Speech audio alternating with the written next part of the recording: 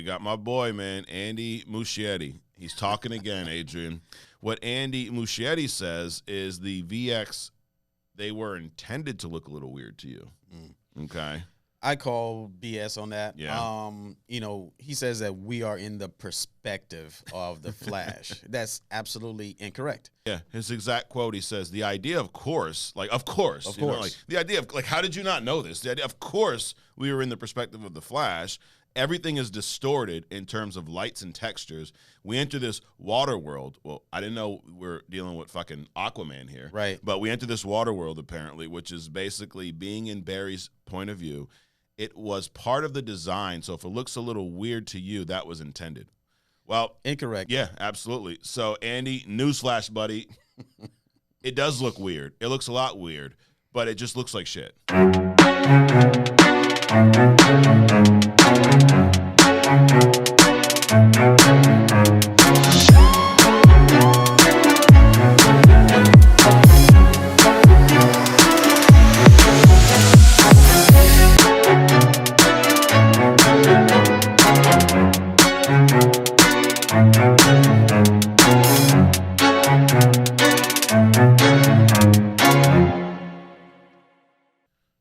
right. Welcome to Only Comics. I'm Mike. This is Adrian. Good morning. How we doing, man? We're doing well. We're doing good. We're here, episode 10. Only Comics. This is where we discuss comics and only comics. That's it. That's it. Well, we might stray into a little politicking, just a little bit. If the comics lead us there, right? I think that's kind of the rule. Yeah. It has to somehow tie back to comics. So, right, absolutely. Who knows, man? We see Joe Biden reading a Spider-Man comic. We might talk about him. Until then, he won't be on the podcast. Joe Biden reading anything? Yeah, good point. But today what we're going to do, we got episode 2 of Secret Invasion drop. So we saw that. We're going to give you our little toe dip real quick. So why don't we hop right into that, man? When did you watch it, this morning? Yeah, I watched it this morning. Got it. Yeah, I watched it last night. Well, I guess it would have still been this morning. It was like after midnight. So, right. It was one of those weeks, too. But I knew we had to watch it. And I wanted to see it anyways because of that cliffhanger last week. Right. In full transparency, Adrian, I watched it like 3 times. Well, I attempted to watch it about 3 times. And I woke up at the end. What I realized about Disney Plus is, when you fall asleep and you wake up at the end of the show, you'll see whatever they're recommending next. And after every episode of Secret Invasion, they recommend Captain Marvel, which I'm not going to watch because I've seen it a few times. I've seen it enough. Right. Did you like that movie originally? No, I can't get my mind around the character. Yeah. I didn't grow up with that particular slice of Captain Marvel. Got it. So I can't relate at all. And Brie, she just doesn't do it for me as that character. Yeah, I'm not a fan of her as playing Captain Marvel, and I was never big into Captain Marvel anyways. But one thing about that movie, I did like to see that Nick Fury was heavily featured in it. He was co-starring pretty much, which I guess kind of leads into this show where he's in that starring role. Before we get into our toe dip, Adrian, let's give our rating for this past episode. I'm gonna say 6.5. I'm gonna go. I mean, I'm gonna go with a 5. It was lukewarm at best. And of course I'm looking at it. I'm thinking about the actors in other movies as I remember them. Yeah. So I'm thinking about other things along the way. So that probably has some impact on my rating. But I'm gonna go with a 5. Got it. And I think what really impacted my rating was we talked about this a little bit the first week, and sometimes with these Marvel shows, they feel like just long movies, right? Which I feel releasing them one episode a week kind of hurts the overall. Like, my rating at the end will probably be higher if I like it, but I just felt like, I agree, lukewarm is probably a good way to put it. It was slow, and it was a lot of build up, and we're just kind of waiting for something to happen. And with I guess how the first episode ended with that major cliffhanger with Maria Hill being shot and Gravik impersonating Fury. This one just felt like it kind of fizzled off, and I mean, I know that, and we won't spoil anything here. I know there's a little twist at the end, but it wasn't the same, and it was like I wanted to see some more. Pretty much. I felt like it was a transitory episode where they had to explain some behind the scenes things that's happening in the movie. So it felt like like I said, lukewarm, but I wrapped it up in my mind as well. They are going to jump into something else, hopefully in the next one. But they needed to explain a couple of things, some backstories, which is you get a serious backstory at the very end of this one. Yeah. So it was transitional to me. Yeah. Again, I don't think it was hard. I'm still excited for next week. Right. I mean, I'm kind of like a little disappointed that we got to wait. Now, I guess I'm glad I waited till Saturday to watch it because it's like less time to wait, so I don't have to deal with the whole week of this lukewarm state of mind from this. But yeah, I think to me, again, I think it's that 6-hour movie format, which I wish they would do what Netflix does and just release every episode at once. Right. And let us decide when we want to stop watching. Right. Let us just binge it. If you're going to use this 6-hour movie format. Well, I think they probably have a couple of versions. It's almost like they've been spanked by the public. Yeah. So they might release these one at a time to see what they're going to release the next time, as opposed to like Netflix, just dump everything out and the public opinion to come in about the whole series. It's almost like they're holding back something, you know, to the next series. And then maybe we'll do version 1 or 1.5 based on what the public said instead of the one that naturally follows that. Yeah. So we'll see. Yeah, it's funny that you say that. I read somewhere that Across the Spider-Verse, there were different versions released in different theaters. Yep. But there were just like some subtle dialogue differences. I mean, for whatever reason, they did this and tried in different series. But yeah, I wouldn't put it past Marvel at this point to be hedging their bets. Like, yeah, let's see what they expect before we see what we release. But and I mean, I think Disney just they have this episodic type release, which I think works for some shows, but just not for this one. Yeah. It's like maybe Netflix is more confident. Maybe they're just like, screw it, we're gonna drop our shit, and Disney. But you're right; they've been kind of beat up by public opinion recently. Right. Which, if we have time today, we'll get into these recent phases. And I do think, though, I mean, I think it's warranted. Mm-hmm. I think it's been so up and down. It's kind of like the last series they came out with, I believe, was She-Hulk, which I mean, it was very mid, if marginal at best, I guess. So this one, I think there's a lot riding on this. I agree. I mean, She-Hulk probably should have never been a series. She should have been like, just appear every once in a while. Yeah, we know she's exist. Only because they did this, they made this a comedy. Right. It's not. I mean, she may have been funny. I may have missed something in the comics, but I never took her as a comedy kind of character. But they made her into that, and it just destroyed her. Absolutely. But again, this episode, I mean, I like we still have that feel that like around every corner something's going to turn up. I think the soundtrack, which I mentioned last week, I think we get more of that was really good here. Something unique about this show is a lot of times when Disney, especially with their Star Wars stuff, when they release a show, there's different directors for each episode. Mm-hmm. This one, same director for the entire show, which I think is a good thing. Right.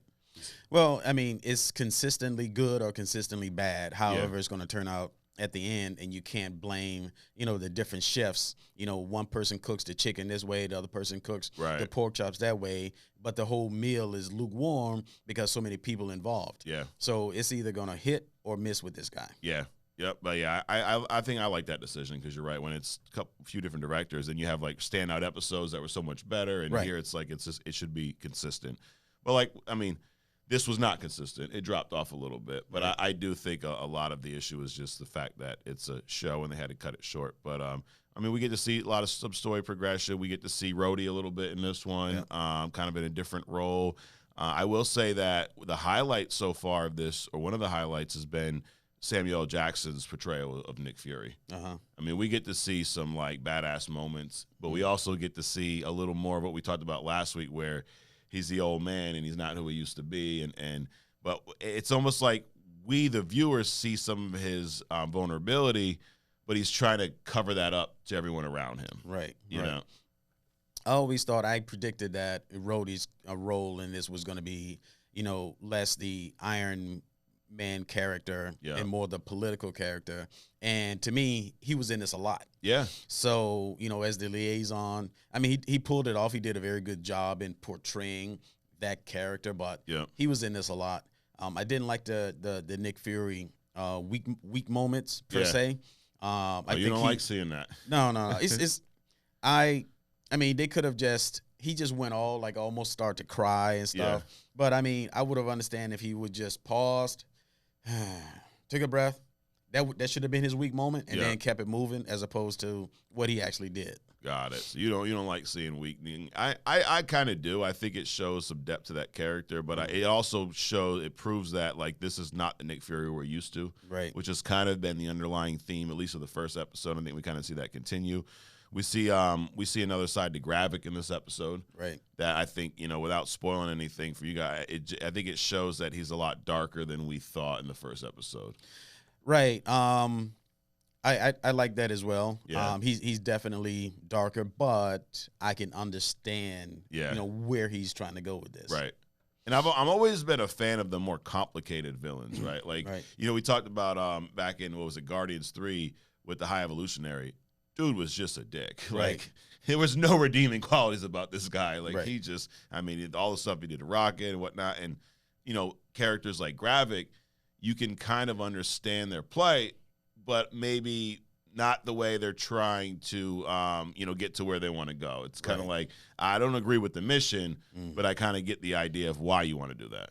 Yeah, but with the High Evolutionary, I mean, I thought the guy was, just off the wall myself. Yeah. But, where in his timeline are we looking at him? True. He's been around for a minute now. Yeah. So he probably started out like a Gravik. With a mission, right? Yep. And now he's just at a point where it's just like, I don't care about anything. Yeah. Will Gravik gravitate to that point? Yep. Yeah, I mean, hey, the progression we've seen over this one episode, I would think so. Right. But yeah, I'm liking him as a villain. Emilia Clarke's character, Gaia, right? Yep. We see her kind of, but she's more like just a sideline character in this episode. I feel like, I feel like she had a more prominent role in the first, and but I still like the character. I'm interested to see where that's going to go. And then we do see I forget the lady, Sonya, the old acquaintance, the MI6 agent. We see her, come back. So I guess she's going to be a presence throughout this. Sure. How do you feel about her character? Psycho. Yeah. Psycho. I mean, there was a moment in there. She went off a little deep in a little bit, but that's cool. Yeah, it is. So we'll get into that in our deep dive. So I mean, any other thoughts, feelings on this? Again, I said I thought it was okay. I'm still excited about the series. I just feel like this was one of those. I feel like with a lot of shows, the first maybe 3 episodes, it really takes those 3 episodes to get it going. This one, we lucked out with the first episode because a lot of stuff happened, and then I think now this is that second episode where it's building a lot of the story. So hopefully, episode 3 is a little more action packed. But I mean, I'm still here for it. I'm still excited. What about you? Anything else before we move on? Again, like I said, I think it was a transitional series episode. Yeah. And we'll see some other stuff later. I just this Emilia Clarke, I was lukewarm with her coming in to begin with. And I hope they do something with her quickly. Ramp her up, put her in a more prominent role because she looks like a over made up child in this. The baggy clothes. I mean, she's short, but the clothes make her look, what's the word? Make her look unimportant, just kind of in the way. Gravik's like all suspicious of her because of who she is. Right. I don't like how they're portraying her now, and hopefully they'll do something with her later on. Yeah. Well, that's it for our toe dip. Again, a toe dip is when you're just checking the water out a little bit, see the temperature. You ain't deep diving in. We're going to do a deep dive later with spoilers and all. Right now is our segment that we call on Only Comics, Newsflash Buddy. And we call it Newsflash Buddy because we have to go back to maybe the episode we introduced it to get the real definition. But basically, it's when people are talking, Adrian, and someone they just want to lay down the law. They just want to give their input. Maybe it's not even asked for. Maybe they hear something that sets them off. Now, this is we're hearing some news, and a lot of times we react because we don't agree with what we heard, or we just want to point out someone who's maybe being a little stupid, right? Right. And usually, certain types of people, Adrian, when in that situation, one of the things they say is, newsflash, buddy. And when they say that, they're about to lay down some shit. So that's what we're about to do right now. Right. So comic news this past week, a lot of DC stuff this week. So all our DC fans out there, they'll appreciate this. James Gunn, they announced the next Clark Kent and Lois Lane for the movie Superman Legacy. I've never heard of these individuals. David Corn Sweat, I guess, and Rachel Brosnahan. I probably slaughtered those names, butchered them, but now I will say my man does look like he could pull off a 15-year-old Clark Kent, maybe.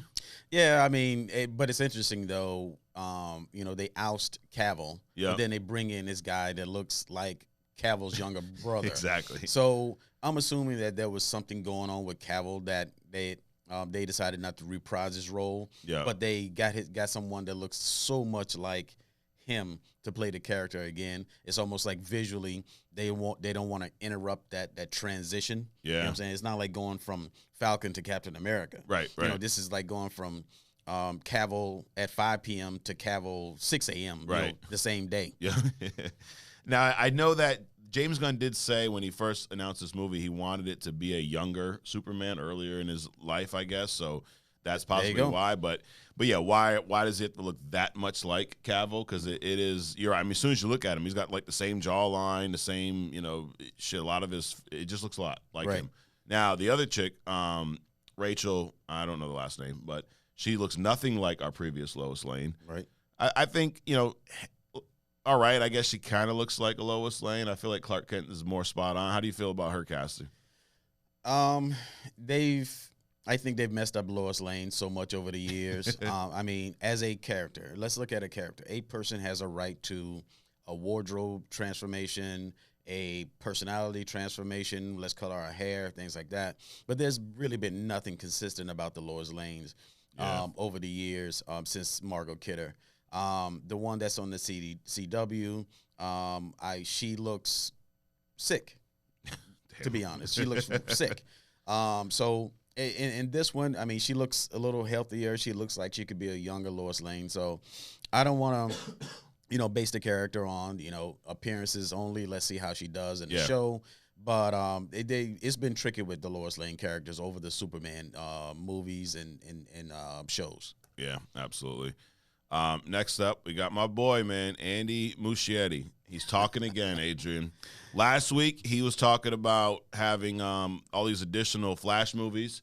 And I think after we saw, how poorly it did at the box office again last week, I read that the movie just barely has has recouped its budget, which if you know anything about marketing films, you're still way in the red there. Mm-hmm. So a movie is I think we solidified the fact that there are not going to be any sequels, but he's at it again. What he's saying now is now I think everyone, even fans who love the movie, I think agree that the visual effects throughout a lot of the film just don't look right. Right. We talked about that here. I mean, a lot of stuff looked just like almost like day one stuff. Like, we're talking like PlayStation 2 graphics in this damn movie. Right. So, but Andy has his opinion on that. So what Andy Muschietti says is the VX, they were intended to look a little weird to you. Okay. I call BS on that. Yeah. He says that we are in the perspective of the Flash. That's absolutely incorrect.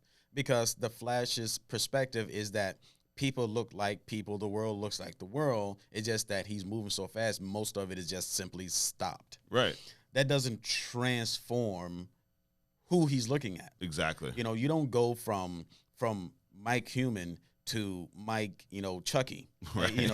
in Flash's world. So I think he's just, throwing something out in defense because, once again, he did a poor job of executing this movie as far as the scenery and certain other aspects. So that is not in the perspective of the Flash. Yeah, his exact quote, he says, the idea, of course, the idea of, how did you not know this? The idea, of course, we were in the perspective of the Flash. Everything is distorted in terms of lights and textures. We enter this water world. Well, I didn't know we're dealing with fucking Aquaman here. Right. But we enter this water world, apparently, which is basically being in Barry's point of view. It was part of the design, so if it looks a little weird to you, that was intended. Well, incorrect. I think he's gunning for a shot at Avatar. Yeah, absolutely. So, Andy, newsflash, buddy, it does look weird. It looks a lot weird, but it just looks like shit. Right. It's not the Flash's point of view. I agree. And we, you know where we've seen this done really well? Remember the X-Men movies, kind of the second run of them with Quicksilver?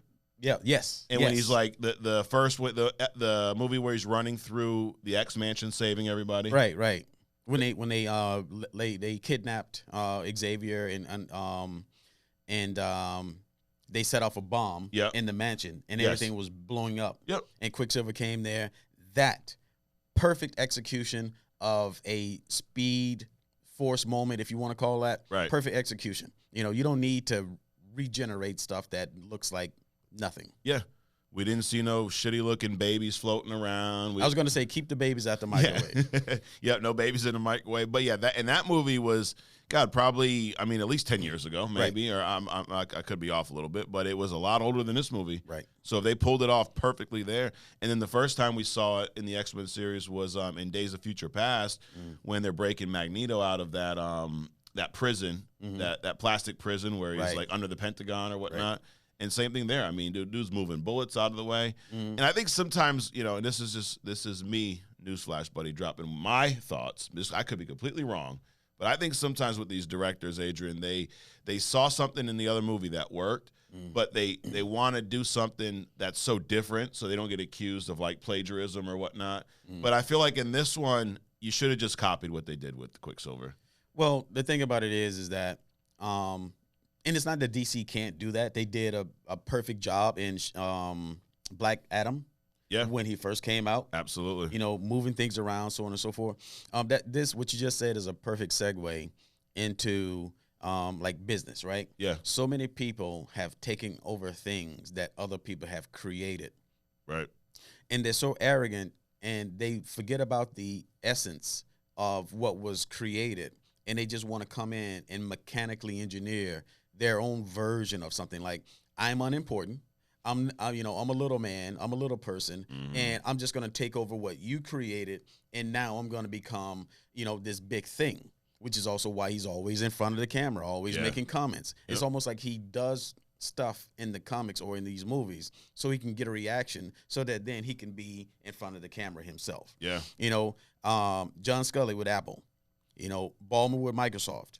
Rob Walton with Walmart. These guys, they came in after people created something and tried to make it their own instead of improving on the original creation. Yeah. So I think that's what's going on. With these directors, they just trying to, I don't know, they're messing up. Yeah, and guess what, Andy? It doesn't look weird. It just looks like shit. There's nothing weird about it. It's weird that you guys made it look like shit. That's why it's weird. That's what's weird about the VX for the Flash. So thankfully, we won't be seeing Flash 2. I hope not. Well, I won't be watching the Flash 2, even if there is a Flash 2. Yeah, we'll have to sit out that one.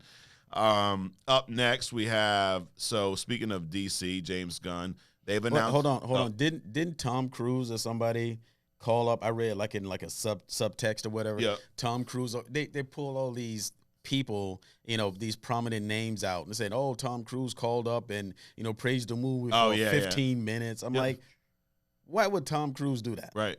And also, who gives a shit about Tom Cruise's opinion of the Flash? He's an action. I didn't know he was a comic expert. Right. I mean. To be fair, we aren't either. Right. However, true. But he has zero history in comics. But exactly. We have more history in comics than Tom Cruise. We have 10 episodes of this. Does he have a podcast? I don't know. About comics? I don't know. I don't think so. I haven't seen him here. Have you? I have not. No. Nope. But worst case, just stop name dropping. Move on. You messed up. Exactly. Stop trying to cover it. Move on to the next thing. That was a weird marketing plan. Like, we're just going to show the movie to anyone who wants to see it. Who's famous, and we'll get a quote from them. Right. Like Stephen King, James Gunn, who, shit helped make the movie, and then Tom Cruise. This was their marketing plan. Right. Stephen King and Tom Cruise. Right.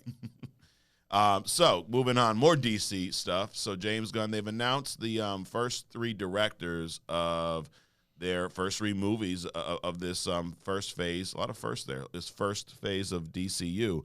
Now, they're calling this, they're not calling it a phase. They're calling it a chapter. Chapter 1 is Gods and Monsters. Okay.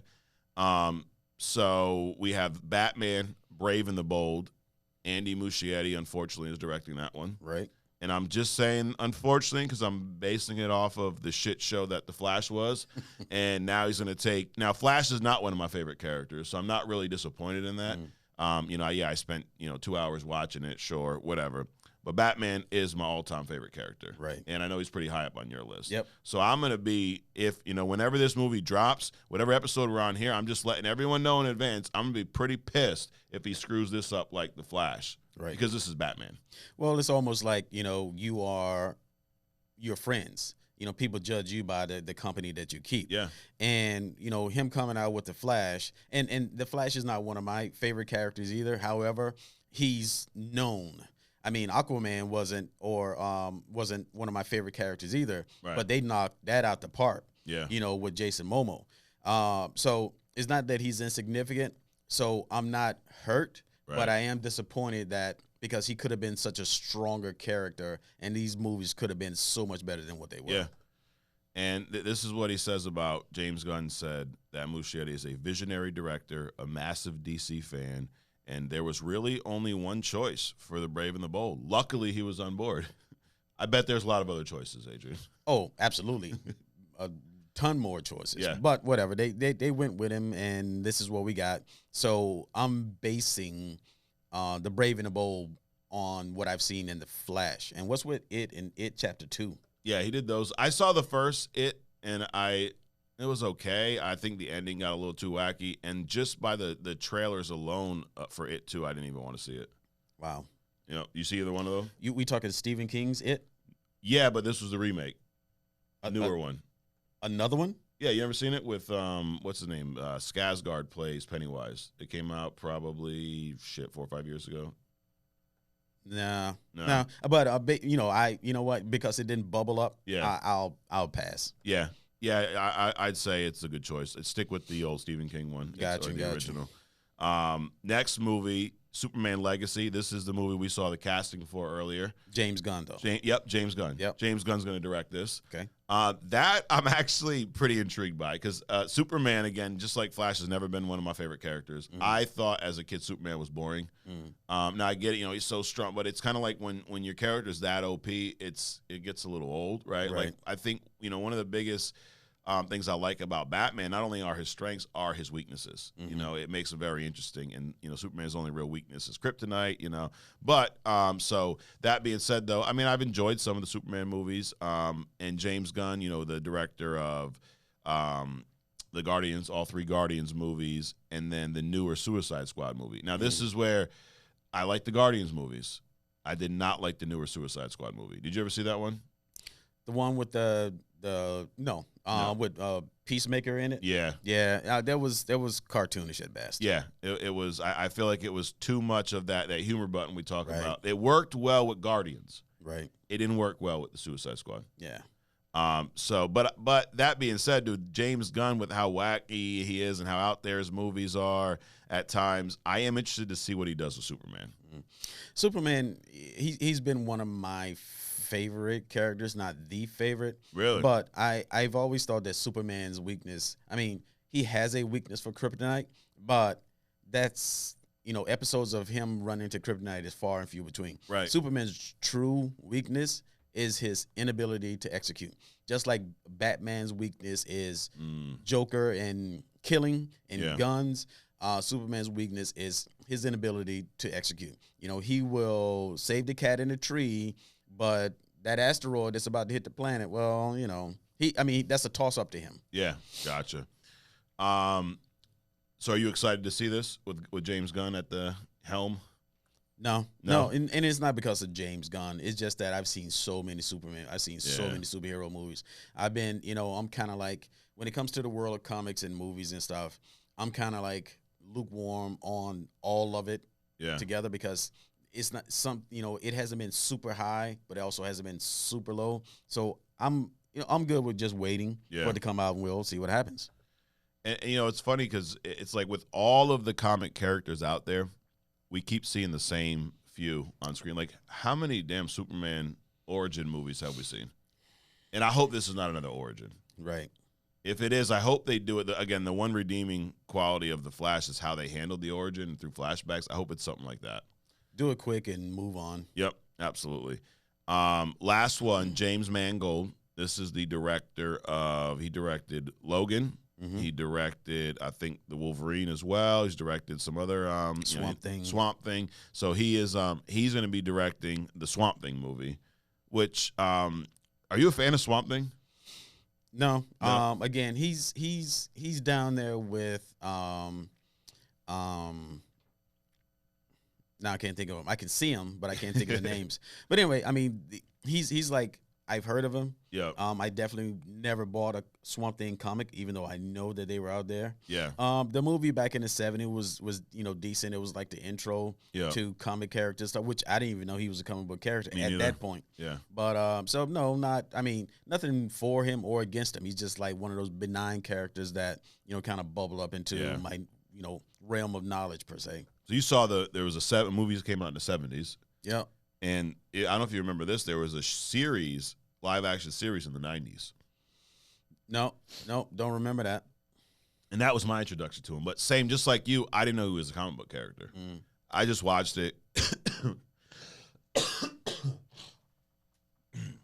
I just watched it because I thought it was cool. Like, that was back when I would watch that Lou Ferrigno, the Hulk, that show.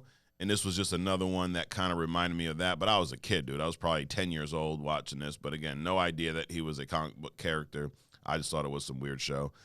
So this, I'm actually, of the 3, I mean, I'm just so upset about Andy being casted. I'm looking forward to this one just because James Mangold's directing it.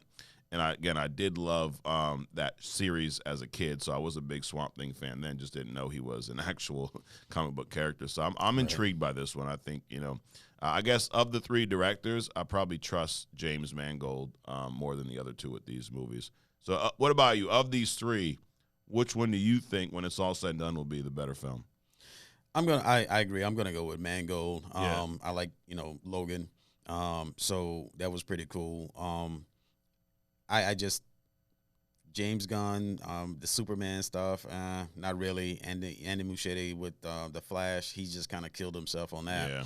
So I agree. I'm gonna go with James Mangold.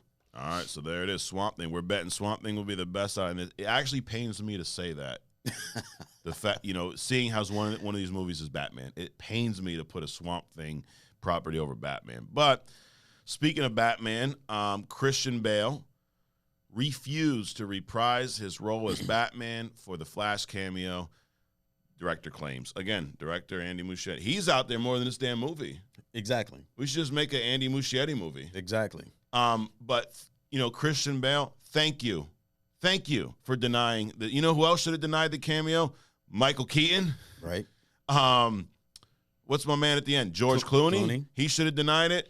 Adam West is dead, but he was still there, so he had no say. I mean, Christopher Reeve should have denied it. He couldn't do that, but they all should have denied the damn cameos. Their family should have denied on their behalf or whatever. But Christian Bale, who I think was the best portrayal, and we disagree on this. Yeah, I think that he's the best, but the rest of the universe agrees with me. Okay, you think he's the best? What, Batman? Yeah. Oh yeah, really? Oh yeah, absolutely. Okay, hands down. Who's the best Bruce Wayne? Who's the best Bruce Wayne? Let me think about that. Yeah. But Christian Bale turning down the cameo for this Flash is laughably it's ridiculous. Yeah. I mean, he probably looked at this and looked at who's playing it and all the crap around. He's like, are you kidding me? Right. I absolutely refuse. I mean, he should have been like, no, and hell no. Yeah. They should have got his opinion of the film, right? Exactly. So you got Tom Cruise and Stephen King, right? Who no one cares about anything Stephen King has to say. They should have asked Christian Bale, the guy who denied the cameo, like, hey, dude, what did you think about this film? Like, dude, I think it sucked. That's why I wasn't in it. But in his defense, Christian Bale has said recently that the only way he would do another Batman film is if Christopher Nolan approached him with a new idea. Absolutely. He said he only trusts Nolan with his version of Batman. I agree. That's the dream team right there when it comes to Batman. They pulled that off, excellently. Yeah. Now, you said the rest of the world agree with you. My favorite Batman at this point, and this is probably a little controversial, would be the latest one, Robert Pattinson.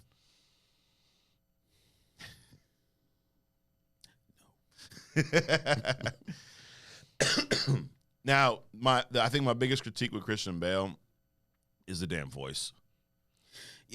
There was something about that, he trying to make this, this alter ego voice as opposed to just rolling into it. However, I mean, just because somebody put sunglasses on, that doesn't mean that you don't recognize them. True. So you got to do a little bit something else in order. And now I'm sounding like the director, making excuses for something that's poorly executed. But the voice thing, I agree with that. But still, he executed that Batman excellently. Well, dude, if you got that skill down, you could be a director. I think that's all you really need. You just have to have the ability to bullshit after the movie comes out and make excuses. There you go. Hey, I guess you could direct something. Maybe you'll be announced as the next one. But I mean, now even though I put Robert above Christian, I thought he did a great job. I did. I really enjoyed. And what's funny is, looking back, if you watch Batman Begins, I don't want to say it's not an accent. The growling is not as bad as it is in The Dark Knight. Mm. I think every time I watch The Dark Knight, I feel like it gets worse. I feel like they're going back and tweaking it or something. That would be what, how George Lucas is known for like going back and editing his films after the fact. If there's a way where with AI maybe they could clean up the Batman voice a little bit, I would not be opposed to them doing that. And I'd watch The Dark Knight probably every week if they did that. But they're not going to, so. All right, so one last thing on Newsflash, buddy. Anthony Mackie. This was interesting. Anthony Mackie wrote letters asking to play Black Panther back in the day. He joined Marvel not really knowing who the Falcon was. Right. I didn't know, and it's always cool to find out, like, because not all these actors are comic book fans. Right. A lot of them, what happens is they get casted, they bring you in, Adrian, you audition, they go, dude, you'll be great at this part, and then they go, hey, read these comics. Right. Because you don't even know who the damn character is. Mm. But Anthony Mackie was a huge Black Panther fan growing up, which I didn't know, and he wrote letters repeatedly to ask to play him, right? And then they bring him in, and, they start talking about this movie, and I think they said they couldn't really tell him what it was. Right. So he was still thinking it was going to be Black Panther. Well, only because at that time in his mind, the Black Panther was the only prominent Black movie or Black character in comics, like I said, prominent. He never really thought about it. It's not that I don't think he didn't know who the Falcon was. He just saw him as a lesser character. Yeah. Because of his response. He was like, really?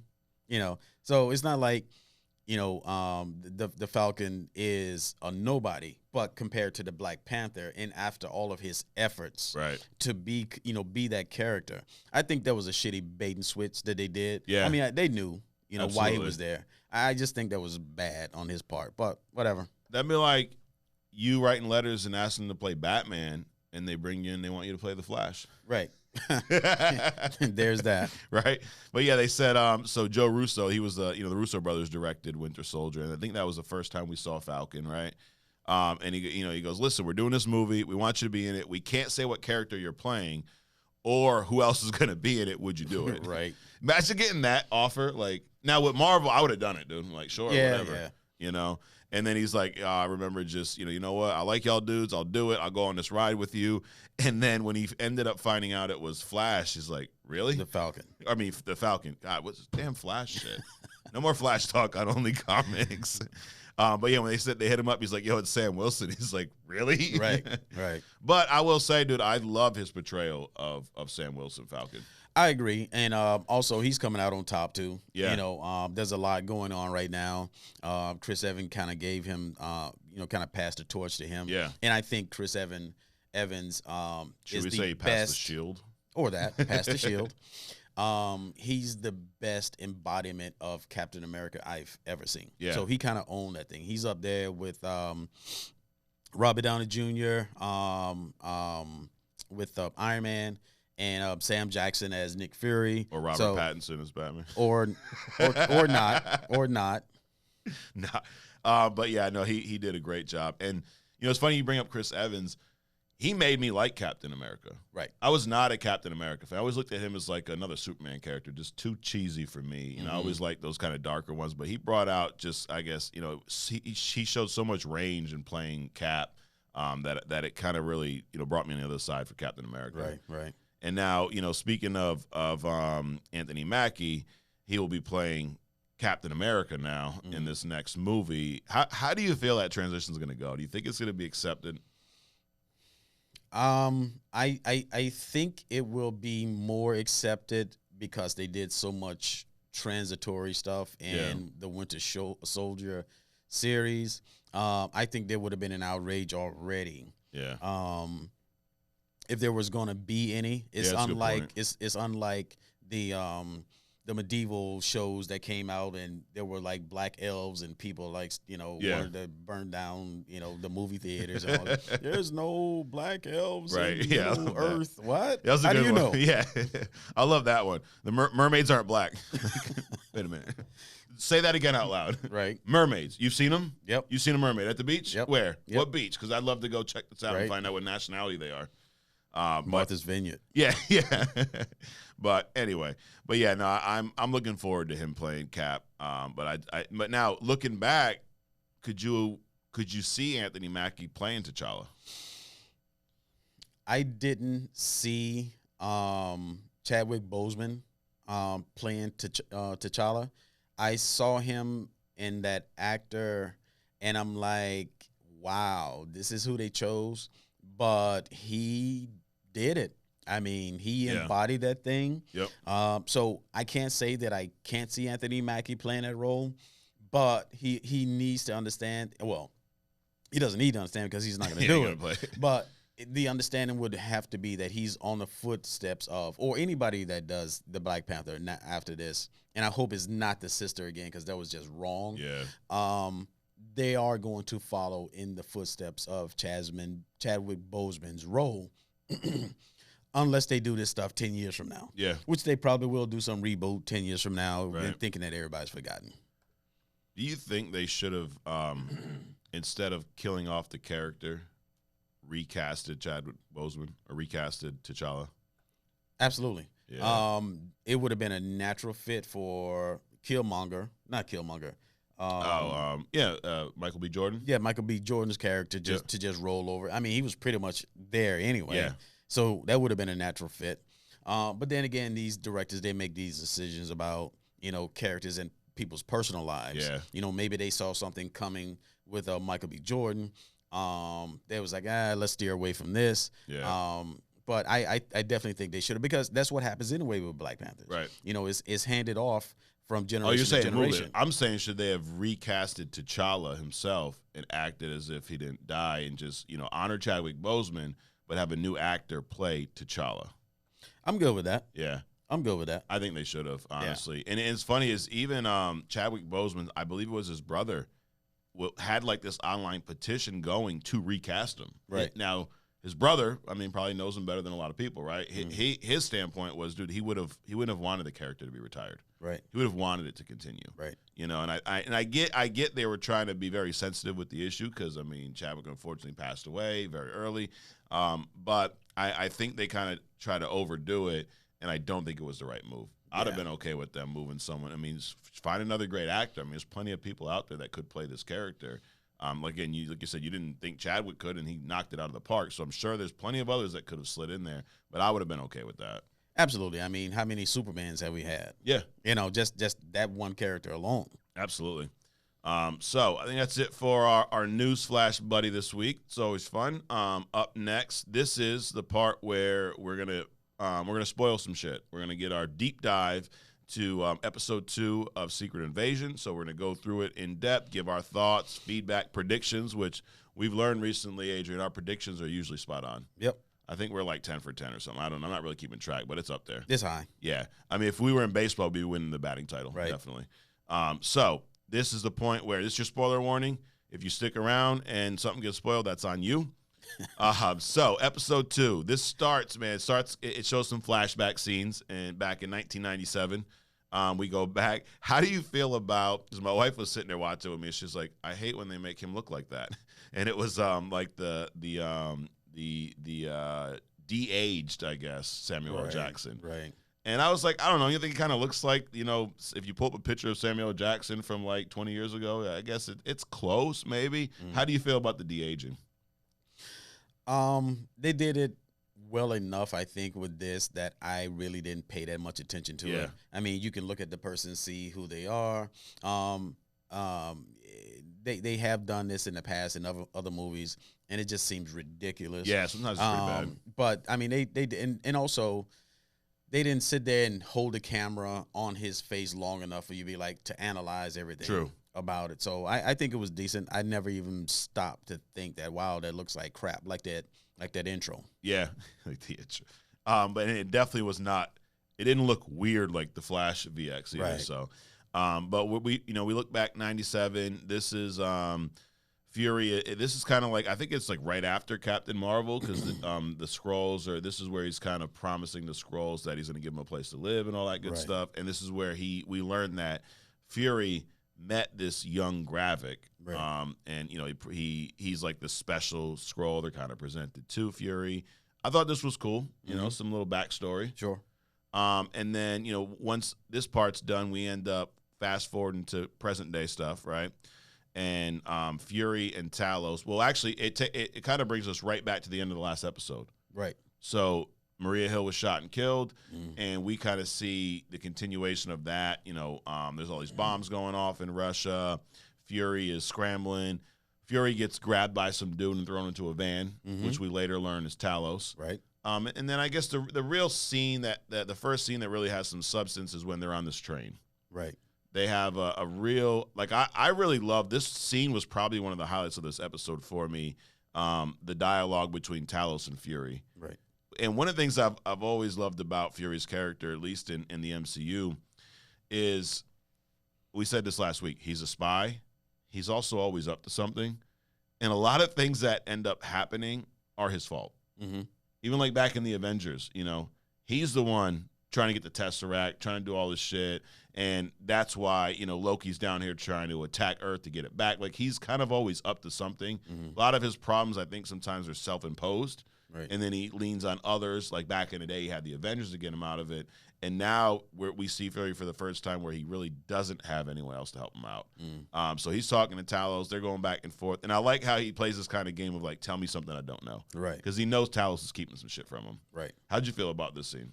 I thought it was very well executed. Yeah. Even up to the guards coming in and Talos changing into that female passenger. Yeah. I think that whole thing was executed very well. Again, it pulls out the human side of these movies, these comic movies, where it's not all about supers. You know? So I think it was very well executed. And through this, we learn. I guess the big takeaway here is that Talos tells Fury that there's over 1 million Skrulls on Earth. Right. And Fury basically loses his shit. Right. Because this is not what they agreed to. Now, it's but Fury also didn't hold up his end of the bargain. Right. He told them that him and Captain Marvel were going to find the Skrulls a new place to live, and they never did. And that's why they've kind of infiltrated Earth. So you can kind of understand why they're here. I absolutely understand why they're here. I mean, I absolutely am... I don't understand why Fury would promise to find an entire world for another race that he just found out that existed. Right. So I think that was a big, thing to promise, and obviously they were going to fail because Captain Marvel, she's out doing her thing in other places, like she said in previous shows. Right. Earth is not the only planet in the cosmos that needs saving. Yeah. Yeah, where's she at through all this? Why is she showing up? Right. One more knock on the Carol Danvers Captain Marvel. Right. But basically, at this point, they kind of split up. Fury and Talos. Fury's pissed off. He's coming back to the States, and he's greeted at the airport by Maria Hill's mother, who is very upset and basically pins this on Nick Fury. Right. Which kind of is his fault. Well, like you said, a lot of things is his fault. Yeah. And he looks for others to get him out of it, if he can't do it himself. And then one big thing. So this is this part of the storyline is why I say I believe this movie is going to have a major impact on this phase of the MCU, because they're and it's like a side plot, but there's a war between the U.S. and the rest of the world brewing. Right.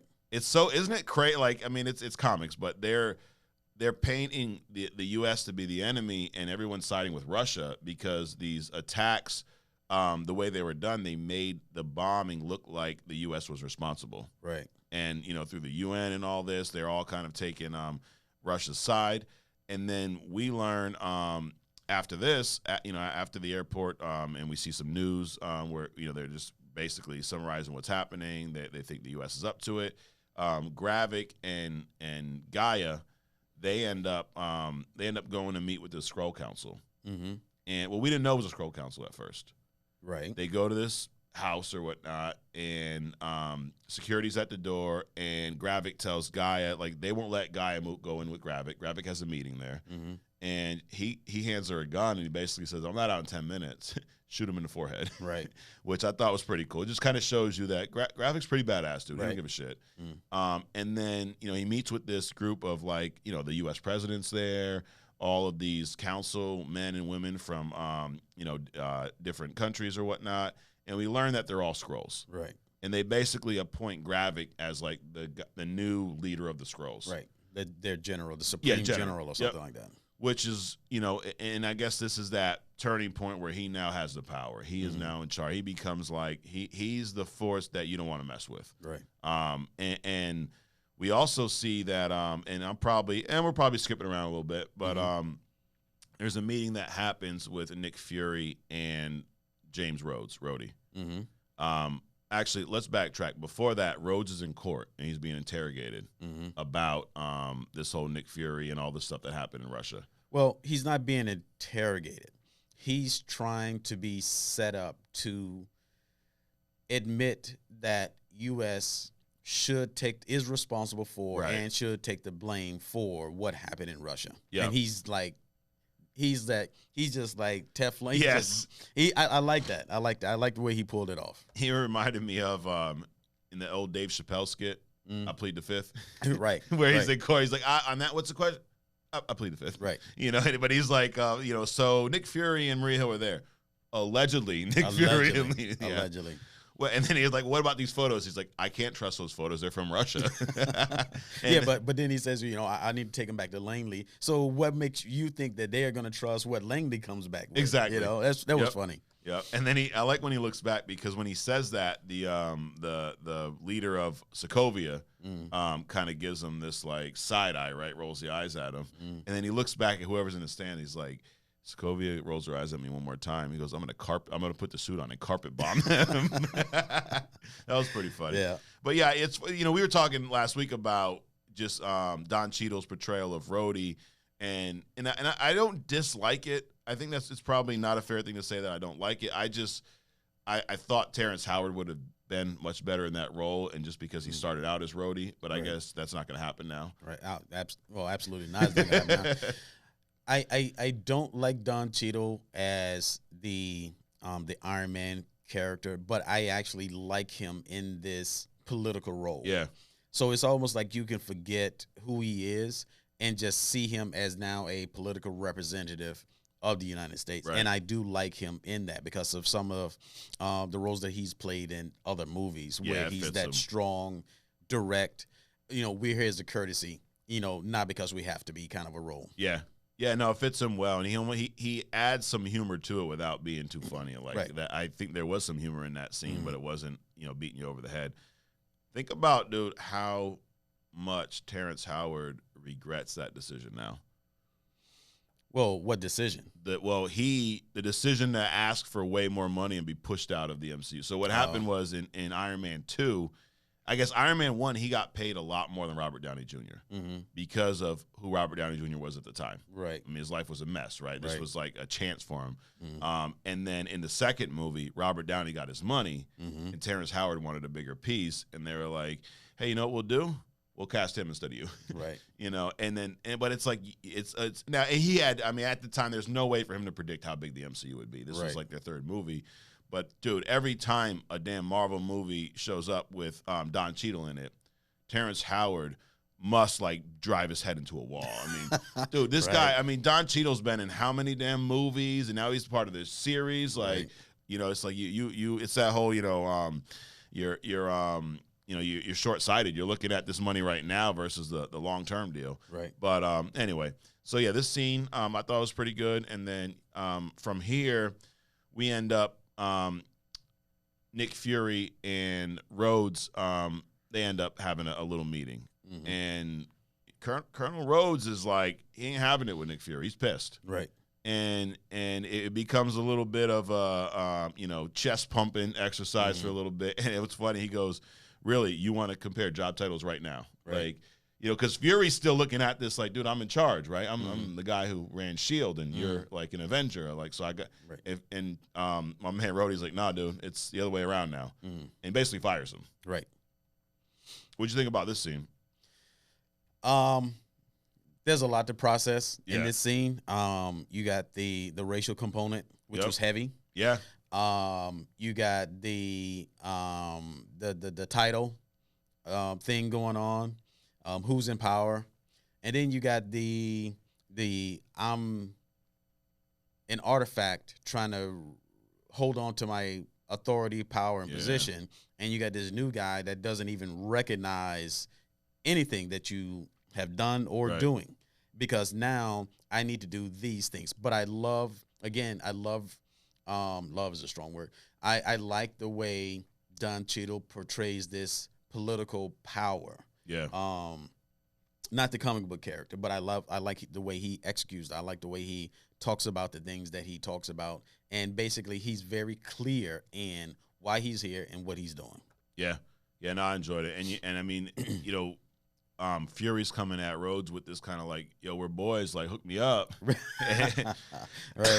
And Rhodey's the same like, basically, this is why we've done what we've done, so that type of stuff stops. Right. To where we're just doing something because we know each other, or we're cut from the same cloth. Like, dude, I'm in this position to prevent stuff like that. Well, I actually hope that scene gets cut up and put out to the masses, because that's a message not just for comic book followers and fans. Yeah. That's a message in and of itself about character building, and relationships. Right.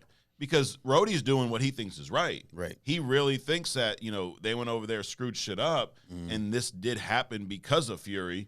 So, you're done. You can't be doing this shit anymore. Yeah, but the only thing I don't like about that whole interaction is that he didn't take the time to listen to Fury or ask the questions. Right. Because Fury's been around. Yeah, Fury's been around for a minute now. Right. And he knows some stuff. Yep. And he knew some stuff then. So take the time and listen to the man. Yeah. And just hear him out, and then you can pull, bring in your weight. Yep. Don't just, bring in your weight now without even understanding because that's going to come back and bite him in the ass, I think. Yeah. And then Fury tried to play the whole, and this is like a card that's used a lot, right? Oh, you're just here because they sent you. Right. It's like, no, I came here. This was my decision to come here and fire your ass. Right. So it was, it was interesting. Now, based off of what we've seen so far in this series, do you think there's any chance that this Rhodey is a Skrull? It's possible.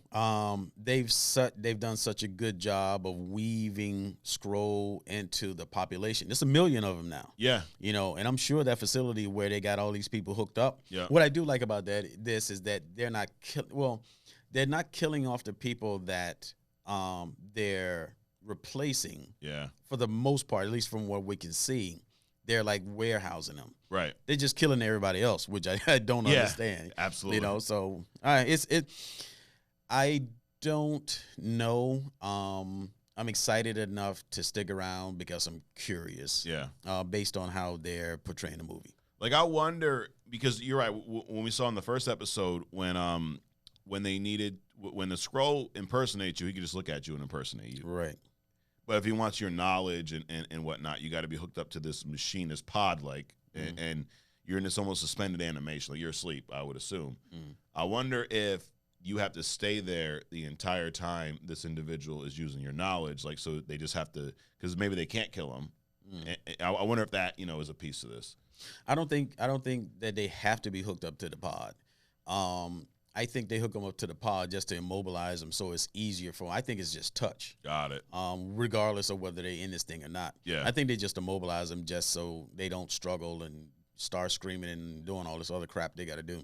And I don't think it's like a internet connection between this pod and the person so they can continuously come up on their knowledge. Yeah. I think they can get everything all at once, and then they move forward as if they're that person. Got it. So then I asked, why are they not killing them then? Good cinematography, I guess. Yeah. I don't know. Right. So. Yeah, so I wonder, dude. Maybe Colonel James Rhodes is hooked up to one of these pods somewhere, and this is a scroll. Possible. And the only reason I say that is kind of to your point, how dismissive he was of Fury. And I guess he did a good job of explaining, like, hey, I don't owe you shit, but also they do have a big history together. Right. And you would have expected Rhodey to be a little more empathetic to right. Fury's, what's going on with Fury. And then we do get to see, though, this guy has, Rose has this big bodyguard, and he comes over and he says, hey, the car's ready. And I love Fury. Like, it just shows you how off Fury is right now. He's like, dude, he'll tell you when he's ready. Right. He's like, dude, the car ain't for me, it's for you, bro. Get the fuck out of here, right. And then, my man tries to grab Nick Fury. Fury twists his arm up a little bit, snatches his gun, he kind of flexes on him, and I was like, oh, shit, badass Fury's back. Right. It's that old, I don't need to move like the Flash to disable you. Right. I got skills that have been honed to where I don't have to do all this excess stuff. It's like watching an early Michael Jordan do all this twists and turns and flagships in the air and all this stuff versus the more mature. He's done this stuff so much, he doesn't need to add 13 movements in between what he's trying to do. Right. He just do small things and get the job done. But they should take that into account. Yeah. Just because his body isn't what it used to be, that mind is still there. Oh, yeah. And it's still sharp. Yep. The only thing, though, is if he does that, he's going to walk out the building and he's going to have to sit on the bench and catch his breath for a little bit, which is the part you say you don't like. Well, I'm sure he didn't catch his breath because he snapped some dude's fingers. He had to sit down and catch his breath and, kind of reflect on the fact that he has been dethroned. Yeah. Absolutely. Yep. Yeah, I mean, we literally just see everything taken from Fury. Right. I mean, they kill Maria Hill. Him and Talos have a falling out. Right. Now he's fired from whatever job he still had. So not going good for Fury at this point. Well, but like you said, though, even though I might seem to be out, I'm always in or something to that effect. So he's a spy for 30, 40 years. I mean, he's got resources stacked up all over the place, just like he had that Land Rover in that garage or whatever, which, I mean, I would have thought by now somebody definitely should have stole that thing. Yeah, it was just conveniently placed, right in the town where he was at. Still running. Yeah. Yep. Yeah, start up perfectly, too. I'm like, dude, my lawnmower, if I don't start it, enough, won't start. But this car's been there for like 10 years, and it just, like how you had that newer Land Rover, too. Like, would he just have it swapped out all the time? I don't know. Dude, I've given up on gas engine stuff because I suck at maintenance. Yeah. You put them away for the winter, you don't store that thing properly, you might as well just get a whole new one come summertime. Yep. Yeah, you ain't lying. We also saw it somewhere throughout this. There was a scene where Gaia was kind of trailing Gravik. It was, I think it was when after he was announced like the Supreme Leader or whatnot. Correct. They go back to this this compound. Right. Everyone's cheering. Everyone's happy. It's this big moment, right? Yep. And Gravik kind of just keeps he's like no selling. He's just walking through the facility, and Gaia's kind of trailing him. And she ends up like hacking into this computer. Not hacking. She logs in and she's pulling up some records, trying to find out what the hell he's doing. Because we kind of get deeper in his facility. We just see there's not a lot of people, a lot of computers, machines, all this stuff. And then there's a room where there's like some scientists working. And she pulls up on the computer trying to find out what's going on. And she finds some information about, I guess, DNA that they have. Right. Groot was one of them. Groot was one of them. Groot. There's a few others I don't really remember. If you remember. Right. I don't remember because their names I've never seen before. Yeah. And I was just so distracted by the Groot one because I'm like, wait a minute, how'd they get Groot DNA here? So at this point, we just learned that they have DNA from some other, supers or whatnot. And we just learned that they're doing something more than what we've seen already. Of course. Not that we've already seen some messed up shit with the whole capturing humans, throwing them in pods, and now they're doing something else, collecting DNA. She almost gets caught, and then she flips it real quick, which I thought was pretty good. She's like, I'm checking on our new recruit. He's doing well or whatnot. And I'm sure there's probably other computers there, but she had to follow him throughout the whole facility to check on the recruit here. Right. That seems suspicious to me. It's almost like, Gravik holds her close to him in order to go and meet with these other Skrulls, which apparently she didn't know, right? Because she's sitting after the door opens, she's sitting there staring at him, in disbelief or whatever. But then she drives them to the compound. They kill this other dude. That's later. Yeah. She drives him to the compound, and he gets out. He just walks through, leaving her behind. Yeah. And he just flows through the facility, and she's just kind of sneakily following him. Right. That almost felt like a setup. Yeah. I thought he was just gonna pop from around the corner at some point. He's like, "Oh, right, why are you following me?" Kind of a deal. Yep. And then she plays it off, but I think Gravik's a little suspicious. Sure. I think that's what they're telling us here. He's like the daughter of my enemy kind of a deal. Yes. Why are you here? Yep, absolutely. And then we get to a scene where this chick Fallsworth, the MI6 agent, she shows up at this pork store. I thought we were like, it gave me some Sopranos vibes. I thought Tony Soprano was about to come around the corner or some shit. But there's a group of these individuals interrogating this guy, and he's not giving them anything. This chick shows up, and it's funny because the butcher kind of greets her like, "Hey, who are you?" And she's like, "Oh, I'm above your paid grade." Right. She's like, "Where is he?" And he knew exactly what she was talking about. So they were in this refrigerator. Mm-hmm. One of the things she asked right off the bat is, "Where's the escape hatch?" Now, I'm not an expert on pork stores or butcher shops or refrigeration units. Is there always an escape hatch in the refrigerator? Well, apparently, if you make your living torturing people, you have to have an escape Got hatch, it. Okay, so that was she just knew one was there, right? And it's conveniently right underneath where he's sitting. So it's like cool. And she basically tells everyone to get out of the room. They're trying to get some information out of this guy. He won't give anything up. Mm. And she's starting to pull out all these tools and stuff. They almost reminded me, as much as I hate that Joker portrayal, the Jared Leto, but remember when he's like torturing Harley Quinn, he's got the electric shock, and he's got, it kind of remind me of that. Like, this chick is sadistic, right? She's got like these tin snips and like this big needle. So she cuts my man's finger off like nothing. Mm-hmm. I was surprised we saw this because this is like, MCU. It's like PG-13 type stuff. Right. Now, it wasn't real. It wasn't like watching Saw, that type graphic. Like, it did look a little cartoonish. Right. But she cuts his finger off, and then we realize he's a Skrull. Mm-hmm.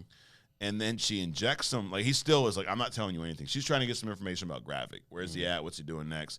She injects him with some liquid that I guess makes his blood literally boil. Yeah. Dude, that looked painful.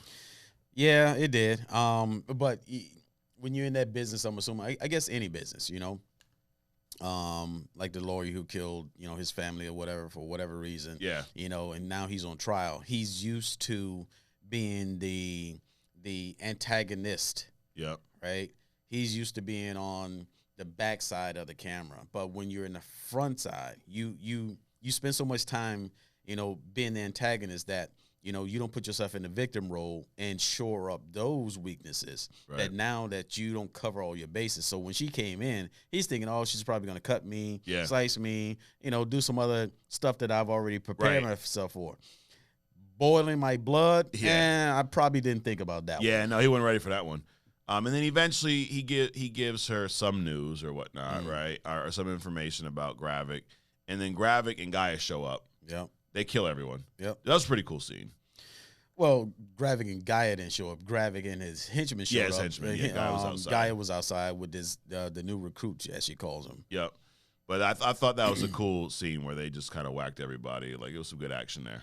But going back, I mean, this MI6 lady, what I was thinking when I'm looking at this is that this is a good job of, once again, there's so many supers involved in these comics, right? Now you have a person that looks like she wouldn't hurt a fly until she starts opening her mouth. Then she sounds psychotic, right? Yeah. But she used some very simple tools that she picked up along the way, minus the needle. You can find at Home Depot and Walgreens. And she gets the information out where all this room full of people couldn't.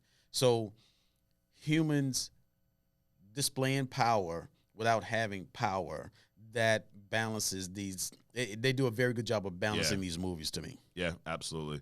And then conveniently, she escapes out the escape hatch. And conveniently, it goes right out the end of the building. She was about keeping that purse though, man. She was like daintily taking her time, but she made sure that purse moved along with it. I hope it was something nice. Yeah, it must be something good in there, right? It was important to her, whatever it was. Yep. And now you mentioned Gaia being outside, and then she leaves to kind of go check out what's going on. So I feel like, prediction here, I feel like she's going to eventually switch sides and join Nick Fury. I'm gonna predict that. I can see that, but that's going to be a long road. That's probably episode 6, 5 or 6, 5 or 6. But we'll see. Or because it's such a short series, she'll die. Ooh, so you're predicting she dies? Well, because Gravik, he's mental. I when I see him, I think of like a chipmunk Drake. Yeah. Especially when he was in the room and he's like chattering. I was like, dude, I couldn't even watch that part. But anyway, I think he's going to get on her. Yeah. And either force her hand. And, I'm surprised he didn't kill that other scroll that walked out and got on the phone with, after the meeting. Yeah. She walked out. She jumped on the phone. Hey, Gravik just been promoted to general. I thought he was going to whack her, but I didn't see that either. So who knows? And then they show up, and after Gravik and his guys kind of kill everyone, they save this dude, right? The scroll. And then talk about Sopranos, right? You've seen the show. Yep. And this next scene also reminded me a lot of the Sopranos. They're leaving. This dude thinks that he's been saved, and they're driving.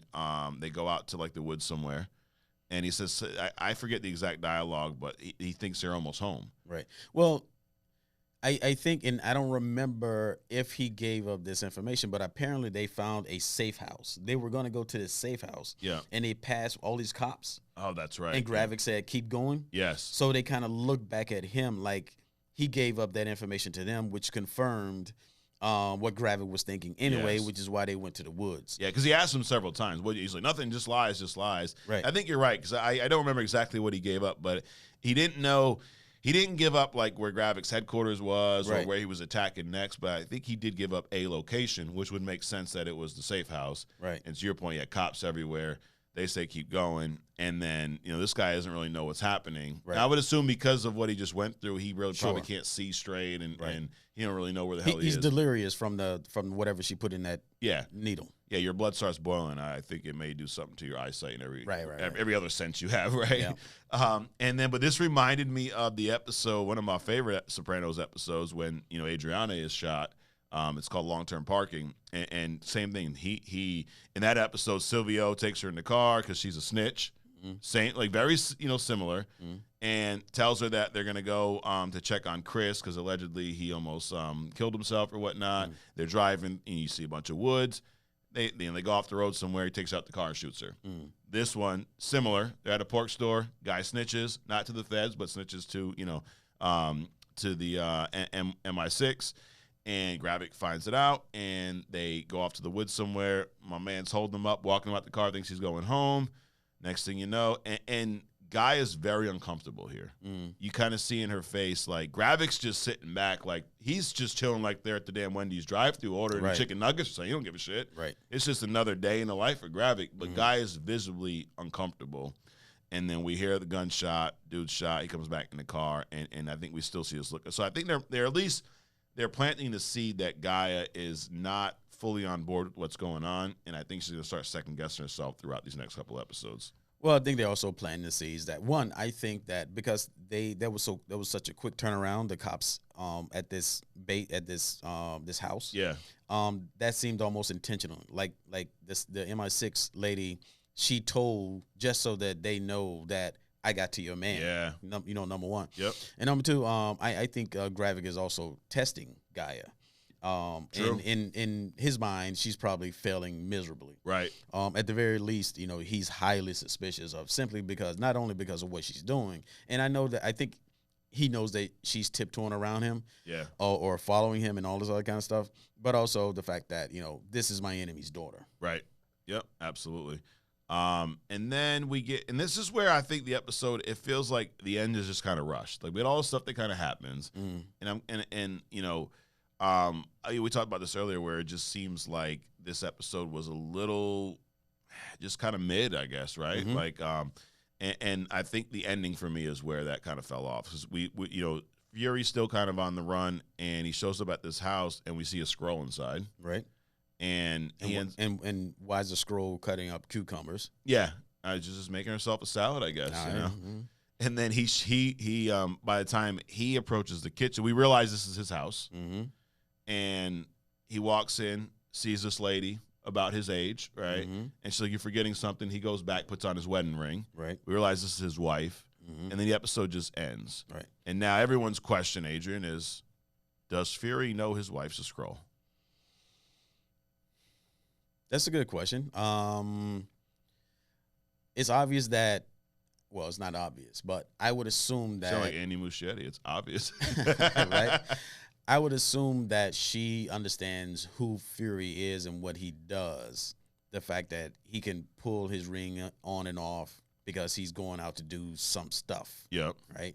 So that's critical. The fact that she wasn't Skrull when he came in, or she wasn't transitioning when he came in. She was fully whoever she is. Could say that Nick may not know, but it is unlikely that he does not know. Yeah.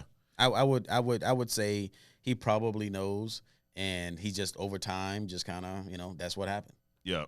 Oh, so he didn't know at first is what you're thinking, and he found out. No, I think that, being around him, because they seem to show in like the past recaps and stuff that he kind of got with them kind of early on. Yeah. He was very sympathetic toward them early on. Right. So he just kind of and it is what it is. They say you don't control who you fall in love with. So, true. So it's possible. I wouldn't be surprised if he didn't know, but I think most likely he does. Yeah. I know, it's almost like they want you to think that he doesn't know. Just by the way, which to your point, we see her full Skrull, and by the time Fury comes in, she's already transformed back. And there's nothing that they say that would lead us to believe that Fury knows, but the fact that they've been married probably for a very long time you'd lean to believe that Nick probably does know. Right. I mean, at some point, what is she going to, be in her human get up the entire time? She's never going to mess up once. Right. And the fact that she was in her Skrull, look or whatnot before he got there means she's comfortable being a Skrull at home. Right. So I guess I'm going to say he knows. I'm going to say it's just the director trying to mess with us. Right. So that was the end of the episode. Again, I said 6.5. You said 5? Yeah. I'll go with a 5. It was kind of, like I said, lukewarm, transitional kind of thing. Yeah. And again, I don't think it was a bad episode. I do think it was a very transitional episode. Very, it wasn't like some series have these filler episodes. I don't think it was filler. It was just like we need to do a lot of backstory right now, so we'll get it all done in this episode. Right. So looking forward to next week. So real quick, we briefly said this last week, Adrian. We talked about the recent phases. So we are currently in the MCU. We are in phase 5. Okay. And I posed a question, which I don't think either one of us really had an answer for. Phase 4 and phase 5, have the movies or the shows been better? And I'll go through them real quick. So this was phase 4. Phase 4 started with Black Widow. Came out July 9th of 21. This was right in the heart of COVID. No one went to see it. I think about 4 people saw the movie. Maybe Tom Cruise saw that one too. Right. What do you think? Maybe him and Stephen King. Yeah. So Black Widow. Did you see Black Widow? No, I did not. I saw the things.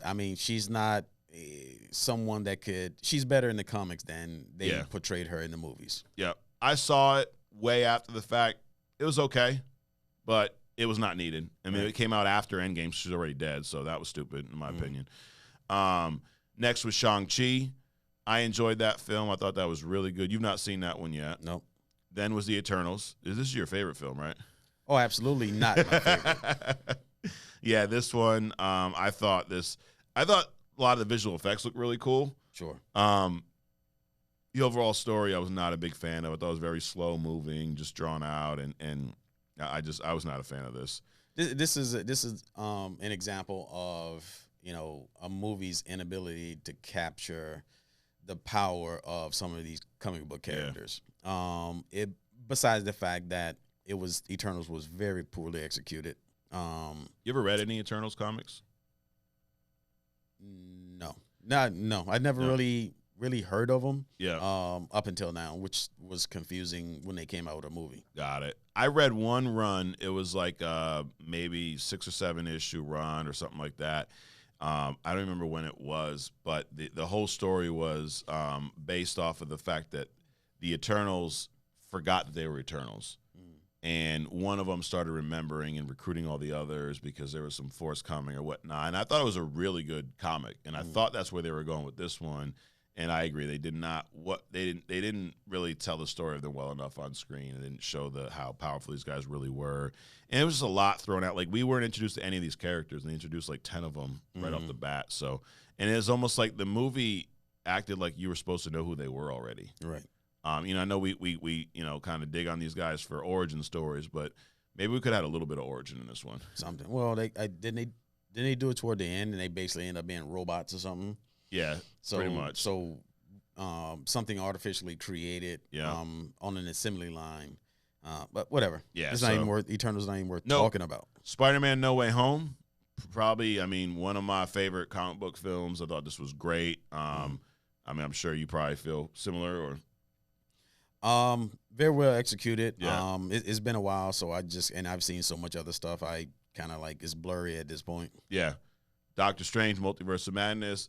Originally, I hated it. After seeing it a few times after, I'd probably give this movie like a 6. Thor: Love and Thunder. Yeah, that Eternals, Beetlejuice. Yeah, just keep that stuff away. That was bad. Black Panther: Wakanda Forever. You're not a big fan of this film. No. I had high hopes for it. Yeah. I anticipated it, but was disappointed with it.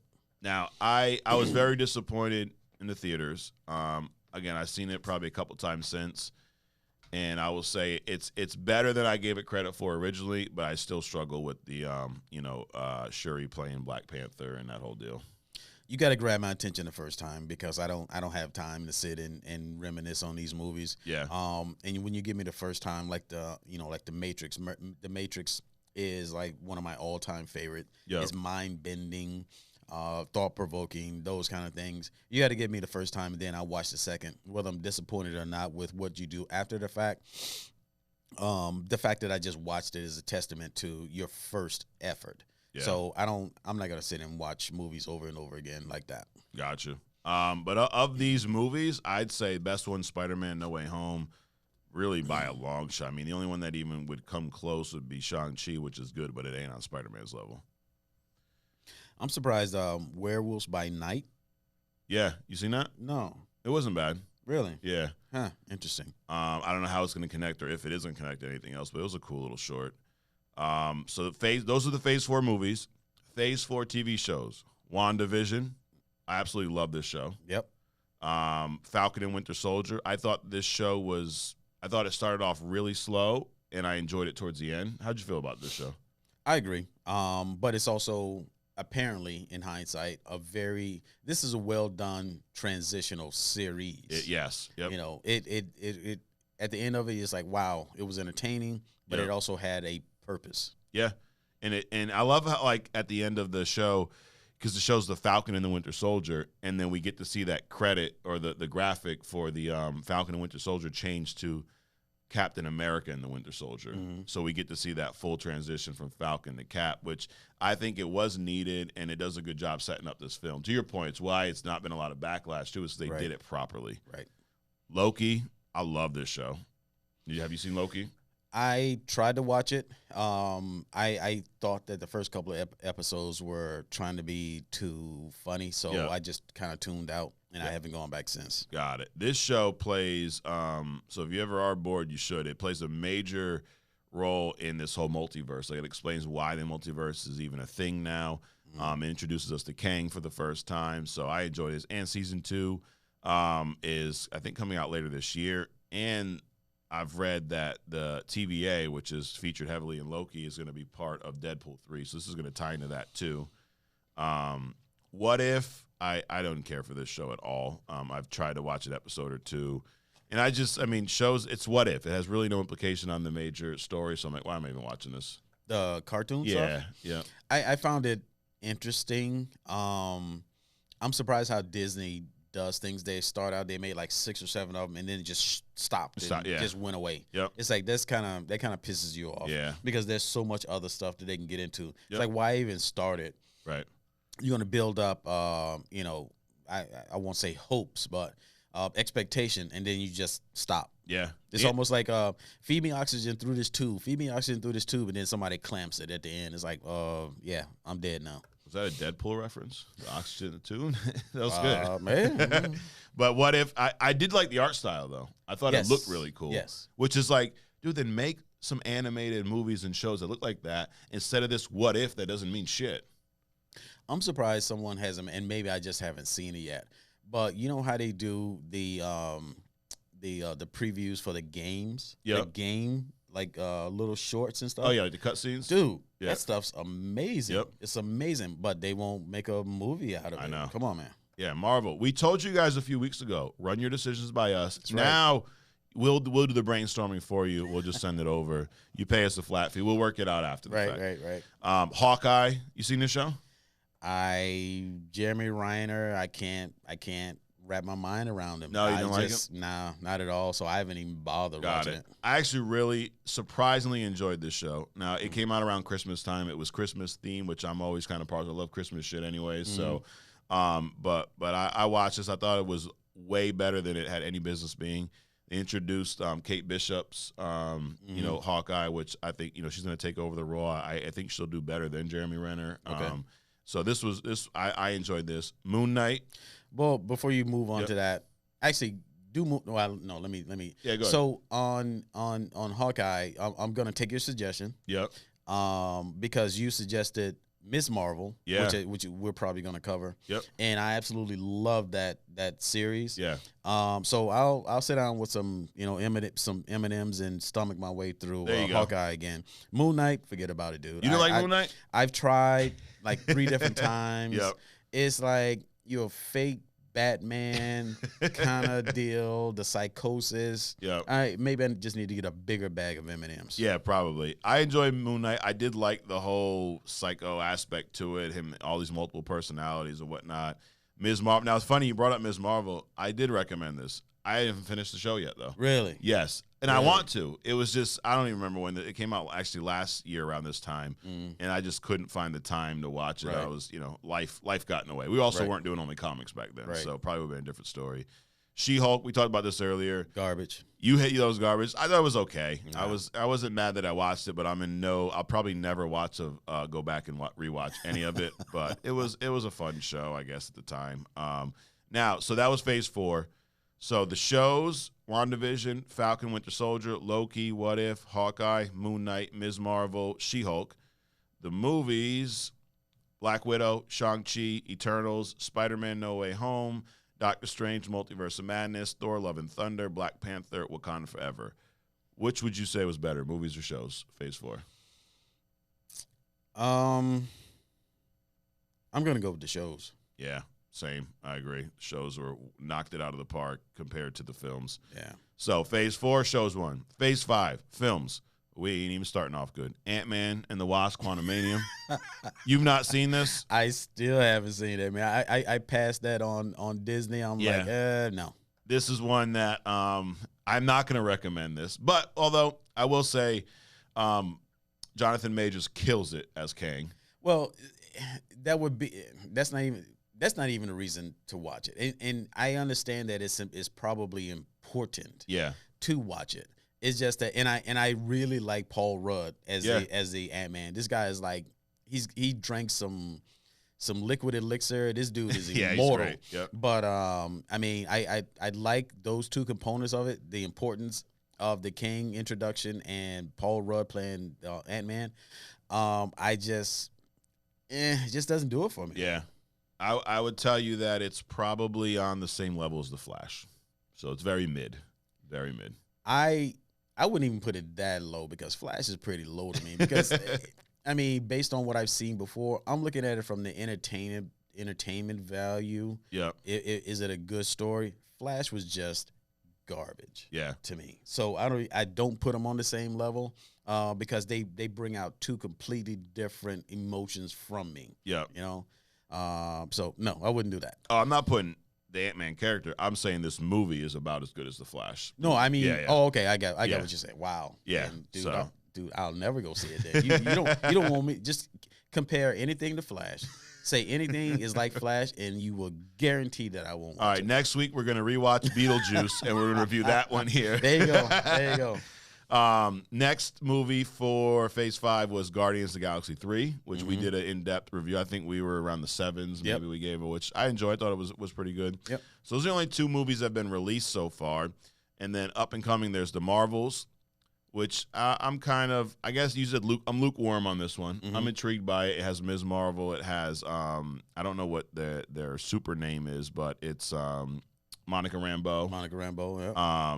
She's her version of Captain Marvel, I guess. Which is the only other Captain Marvel that I'm used to growing up. Yeah. The Monica Rambeau and the male dude. Captain Marvel. I forget his name. So I never saw like a Miss Captain Marvel when I was growing up. At least I don't remember seeing it. And then Ms. Marvel will also be in this, and it seems to be some type of body swap, almost comedy movie. So we'll see. I'm intrigued only because of actually Ms. Marvel, the Ms. Marvel series, and of course and Nick Fury's in this, huh? And Nick Fury's in this, and it explains the whole space station and all this other kind of stuff. I mean, the only reason I would say I wouldn't want to go see it is because the Brie Larson Captain Marvel, which is strange. Yeah, absolutely. And I also read that Secret Invasion is going to lead into this. Sure. So, I mean, the scene is now they say tonally they're very different, but this is going to somehow play a big role in that. So, the Marvels. So this is going to be more of a prediction, I guess, which is going to be better because most of the stuff has not been released yet. Deadpool 3, which I mean, this is probably the movie outside of the Spider-Verse movie that's coming up. This is probably the movie I'm most hyped for. Right. This Batman 2, which I know you're probably not hyped at all for. I mean, Robert Pattinson did a decent job. It's just not seeing him as Edward is kind of like in my head. But I also, under the suit, Batman is kind of a big guy. Yeah. I mean, he's like, if you put him next to Superman, he's like a pretty big guy. Right. Not as big, but now you got, I don't know, preteen Batman. I mean, I don't know. Gotcha. So Deadpool 3, Captain America, Brave New World. Hold on. Yep. I think Pattinson would have made, I mean, he's a little tall. Well, he's a lot taller than a Damian, but I think he would have made a good Damian instead of actually Batman. He does have that look, yeah.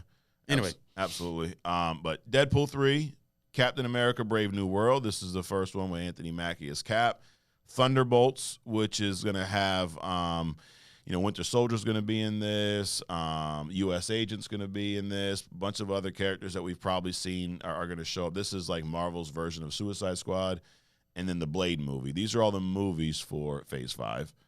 And then shows, Secret Invasion, which we're watching right now. Loki Season 2. You've not really seen much of Season 1. Echo. So this is someone who's introduced. First of all, you ever heard of Echo, the character? No. It's a deaf character, almost like a Daredevil type of deaf mute. But she's introduced in Hawkeye, and she's also like, kind of an assassin type of.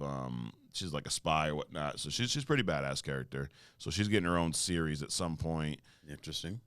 What If Season 2 for some reason. Ironheart is getting a series. This seems like it's about 3 years too late. Yeah. You should have done this before we saw her in Wakanda Forever, in my opinion.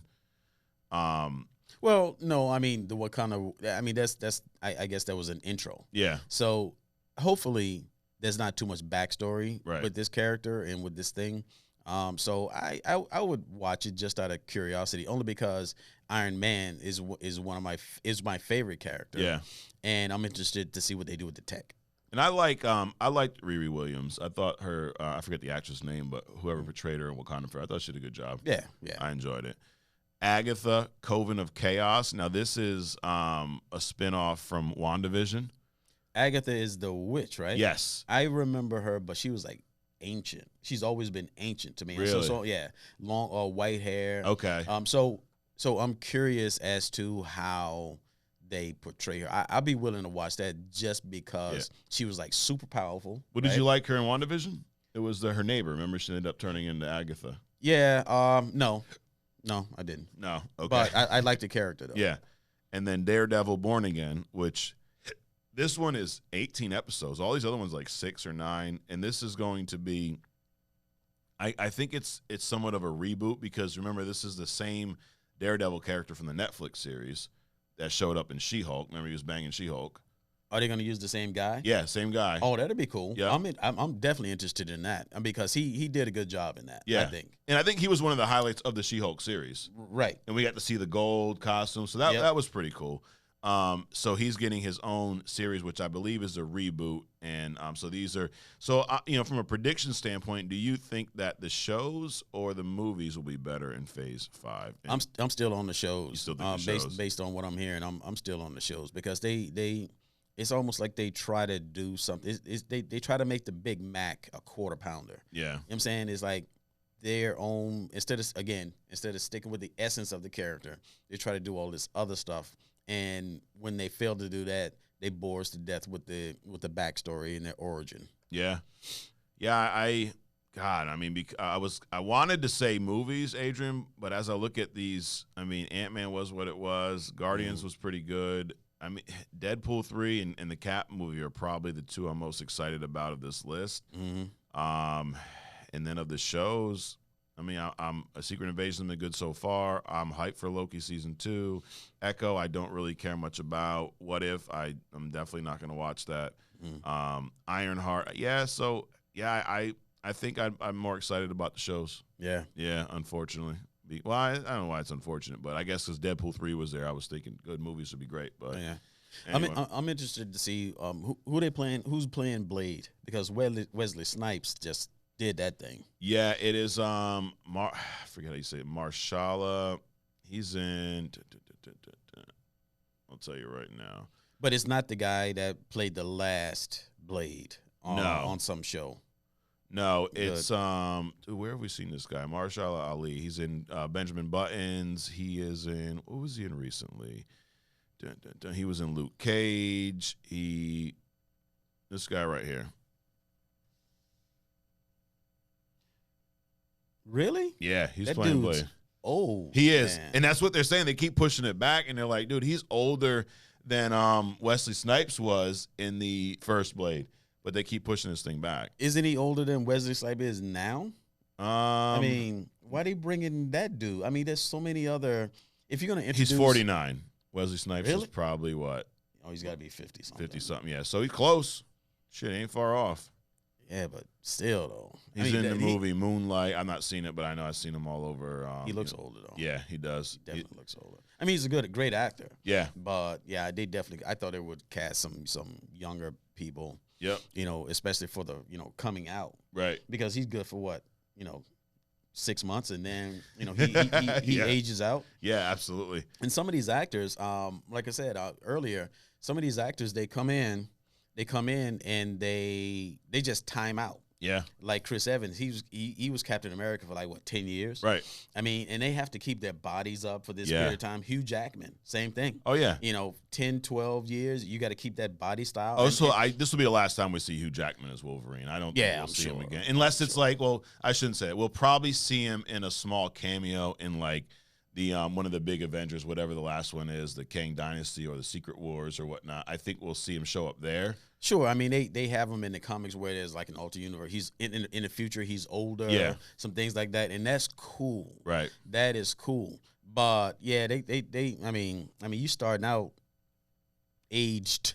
Yeah, and you got 6 months. Yeah, 6 months and he's done. Yeah, it's an interesting choice, but well, I think that about does it for this week, man. It's been another fun episode. Absolutely. We got, like I said, went through our Secret Invasion. Next week we'll be on episode 3. Mm-hmm. So there'll be a lot of news dropped over the next week. We appreciate you guys joining us on this 4th of July week. It don't really look like it outside today up here in New England, but all right. It's New England. Yeah, exactly. You got, what is it? Overcast, no sun, blah, blah, windy, rain a little bit this morning. Yep. Beautiful yesterday. It was, man. So, but we appreciate y'all, checking us out. We'll be here week in and week out on Only Comics. Adrian, thanks for joining me today. Always a pleasure, man. Absolutely. And this is where we discuss comics and Only Comics. We appreciate you guys watching us. I'm Mike. This is Adrian. We will see you next week right here. Next week, y'all.